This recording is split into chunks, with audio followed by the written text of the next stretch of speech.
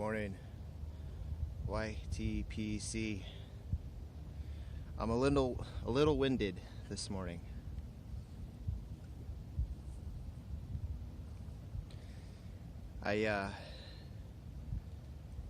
Since the birth of today marks 2 weeks since the birth of our second child, and I haven't been staying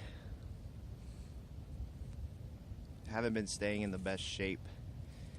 We're very graciously, people have been sending food to our house so that it's one less thing that we have to take care of. Try to hold it like this. So it's one less thing we have to take care of while we are adjusting to having 2 little ones in the house now. Very delicious food, but comes with a price. You don't move enough, it starts to sit in the gut. So I got out this morning,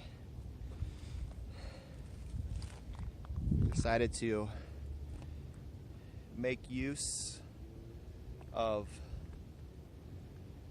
the state park that is behind me. Call this Petroglyph State Park. As you can see from the rocky terrain, it is a mesa and the slopes filled with lava rock. And out in the distance, I don't know if you can quite see them, not quite, we do have 3 small volcanoes protruding out of the landscape there. Very beautiful morning.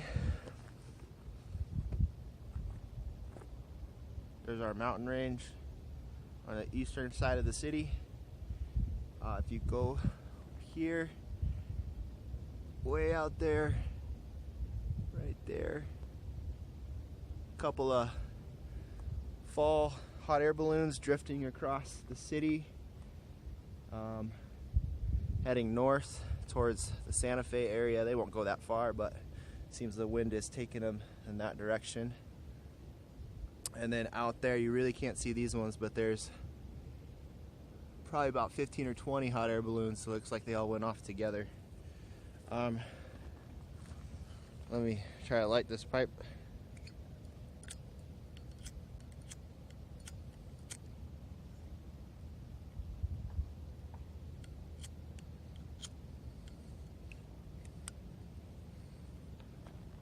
Got a backup lighter.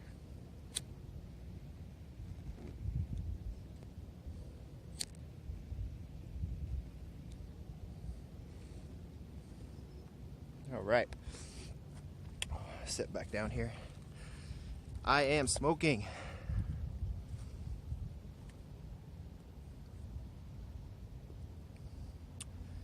Little cob action in it. I've got some Hearth and Home Magnus Opum. Now,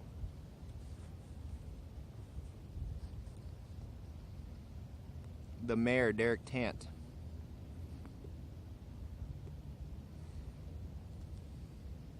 was on a quest to find a Frogmorton. I'm not sure if it was just Frogmorton Cellar or maybe it was just the whole series, but he's on a quest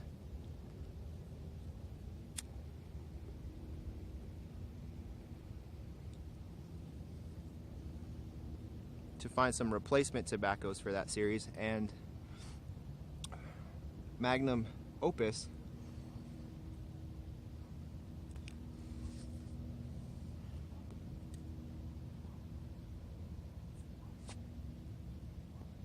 was one that was I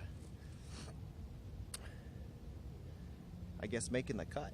So I actually didn't purchase this tin. Like I said, my father-in-law, we both we partake in the piping, and he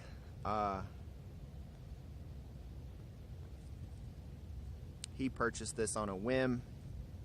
He generally tends towards aromatics, and got it, was eager to have me try a bowl of it. I was also eager because of how much rave reviewing it has received, and so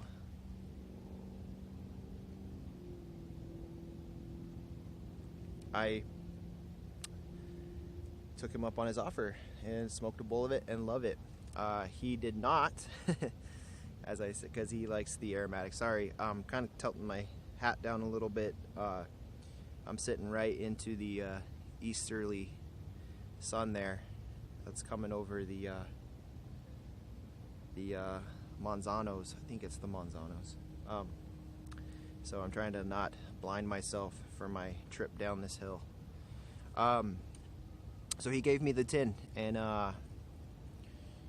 unfortunately I forgot to jar it up.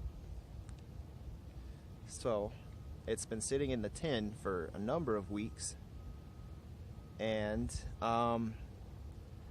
needless to say, when I went to pack a bowl this morning, it was fairly dry. I wasn't too disappointed by that. I tend to like my tobaccos on the moister side, especially with my Virginias, mostly because I feel like, I don't know if it's just in my mind, but I feel like it does maintain a level of sweetness with that extra moisture. So, and I do like that. But I know a lot of people say they like their tobaccos fairly dry, so I wasn't too disappointed by leaving this tobacco out, and I gotta say, it doesn't taste too bad with it being really dry. I feel like there's some extra flavors that are coming out because of it. It's definitely a smoky tobacco. It's a little acrid, which I'm coming to like. It's also got a little bit of sweetness. The sweetness I feel like has mostly been removed because of the extra drying time, but it's pretty good. I do like this tobacco a lot. I would like to have more of it in my cellar, or my developing cellar.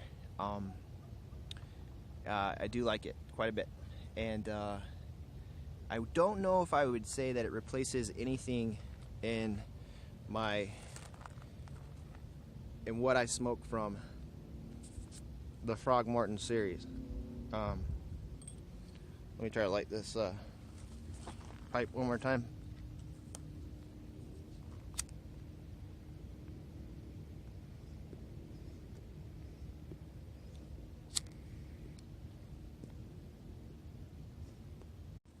Sorry, had to pause the video.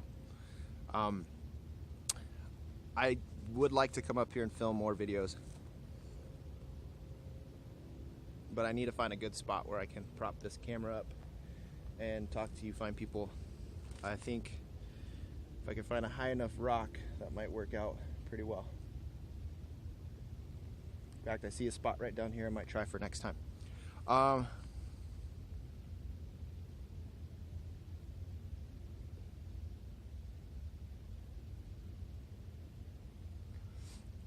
I got a short story I want to tell you guys. I've been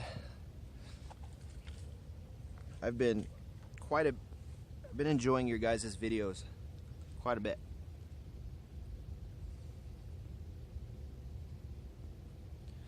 Two people that I really want to acknowledge as just great presenters in tobacco piping.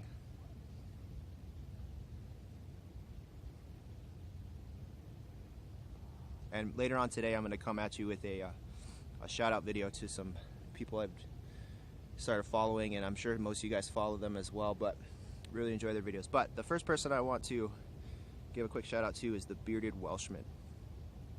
I think it's 2 days ago now, there was the first snowstorm to blow across, I guess, the Ohio Valley and up into, upstate New York area. I think that's the direction that it went. But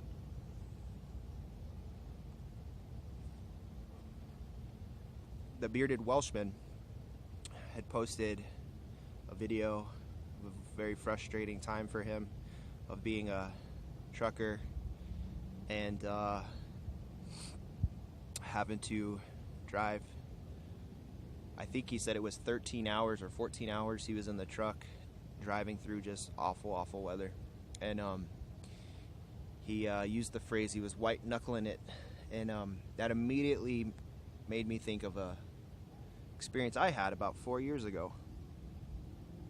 No, I'm assuming nowhere near what he is describing, but it was a very stressful time for me. And yeah, so 4 years ago, my wife and I packed up. We gave away or sold much of our possessions and packed up what little we had left and moved to Albuquerque so that I could attend graduate school here in at the University of New Mexico. And go Lobos. We lost last night, I believe, to Boise State. So that's unfortunate. But anyway, we got here. We had a little apartment, but we quickly realized just how cheap housing is. And just want to show you guys real quick. This is my neighborhood. If you could see, we're just right at the base of this this park, and we realized how cheap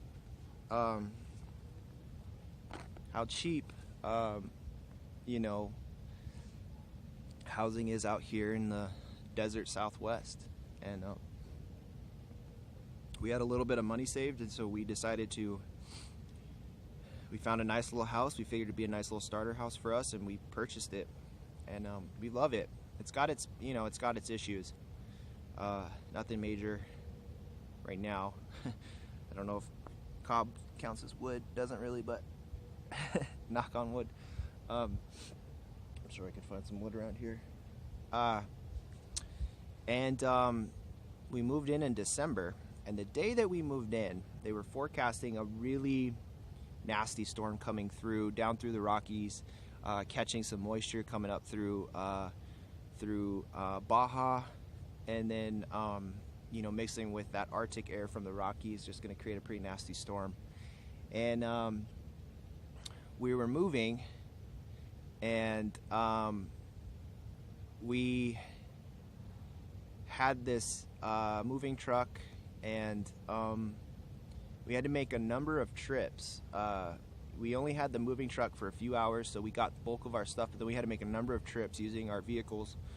I think it was about 4 or 5 trips in the evening hours where the snow was really starting to pile up. And a couple things about Albuquerque is we do get occasional snow. We get snow maybe 3 or 4 times or more a year during the winter months, and we get a lot of ice. The reason being is we just get so much wind, and the temperature fluctuates so quickly that the snow melts and then it freezes again, and then we get some pretty gnarly ice accumulating in the roads. And Albuquerque is seemingly, it's deceiving. It looks really flat, but there's a lot of roads, a lot of hilly roads, and we're a sprawling city, and we just don't have the plow capacity, I think, to manage 1 or 2 good storms during the winter. And so when we were moving, we had one of those 1 or 2 good storms.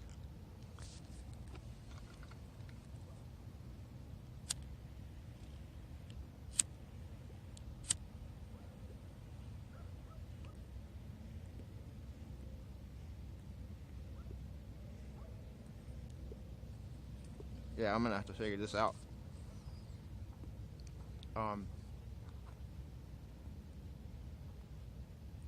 And so, yeah, we had that storm, and between that moving truck, I think it was right around close to a 19-footer, maybe a little bit shorter. I don't know the size of those things, but it was pretty big, and it just seemed like everybody in this city just forgot how to drive. It was insane. I've got another story that I'll share with you another time, but I want to kind of keep this a little short. But on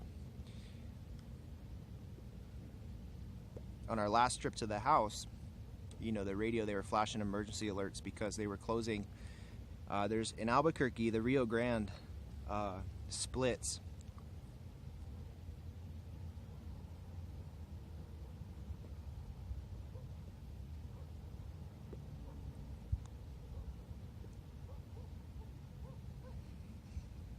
Sorry, I'm having a hard time keeping this lit, but the Rio Grande splits the city in half basically, and there's like 3 major ways to get across the river to go from the east side to the west side or vice versa. And they were sending out alerts that they were closing it down because this ice was accumulating and people were sliding off the highways and the bridges, and it's a really dangerous situation. And they were also saying you got to make sure you have some food in your pantries, your fridges. And so as soon as we got the last of our vehicles unloaded into the new house, we made a split decision to try to get down to the market real quick and buy a few things, non-perishable things that we could live off for the next few days. And good thing we did, because we were stuck there. It wasn't very long. We were stuck there for probably, in our neighborhood, we were stuck for probably about 48 hours, and then they got the major roads down just below us salted and plowed up, so we were able to get a little bit further out. But yeah, good thing we had a couple of days worth of food to go off of in this new house. But so that's the story I was reminded of when I was watching the Bearded Welshman. And so buddy, my heart goes out to you. I hope all things are going well with you and your employer. It's never a fun time. I've got a few of those stories too. It's never a fun time when a employer seems to not listen to the voice of the man, or the working man, And so I'm hoping it works out for you. I'm excited to hear what new things you've got coming as far as your channel is concerned. Yeah, I'd love to see more. I'm gonna watch all your old videos.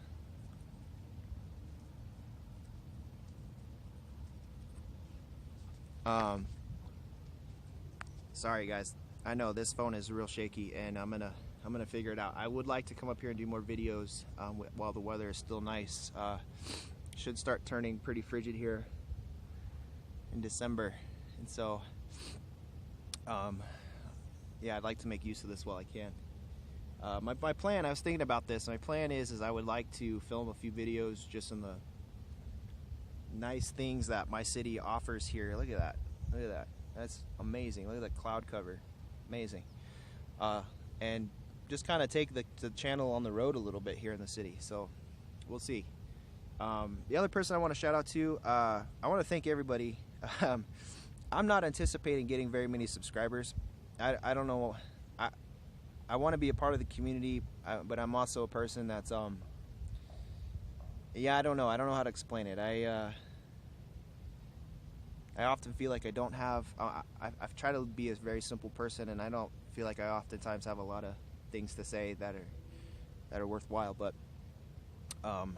thank you guys. If you've subscribed to the channel, thank you. I think at last check I had 3 or 4 and it's only been a channel for about 48 hours, so awesome. Thanks guys. Leave some comments. I'll follow you guys back. Let's start a dialogue. That's what I want to do it for. I want to talk about tobaccos. I want to talk about books. What books are you guys reading while you smoke? I have started, I'll give you a quick, without making it too shaky, I started to get back into journaling, just reflecting a little bit. And so maybe I'll share some stuff out of there, things I'm thinking about. Yeah, I got a quick question for you guys, and maybe this is a question that's just been done to death and you don't have to answer it, but just curious. I do recognize that I feel like I've been suffering a little bit from pipe acquisition disorder and also tobacco acquisition disorder, and I'm saying that because I think I'm at a place with these 2 new pipes that I got coming, and I've got one other pipe I do want to order, more of a style. And then I think I'll be done. I don't want to accumulate a ton of pipes. I smoked the pipes I got, and I don't want pipes just sitting on my shelf. And actually, I've got 2 more that I want to get, and then I'll be done with that. And I need to start getting some tobacco. So my question is for you guys, how many pipes is enough? Is that even a valid question? Is that a concern of yours? I feel like if I can get it right around 10, between 10 and 12 pipes, I'm good. As long as I take care of them, and you know, I think I'll be fine with that. So yeah, let me know what you think. Thank you guys for subscribing. Thanks for watching. Yeah, I'm interested in dialogue, so let's I don't know, if you guys want to talk, let's talk. And one other thing, cobs. I love cobs, right? I love this cob. I don't know if you can see, I chew the crap out of this cob, and the reason being, this is the one I bring when I am hiking.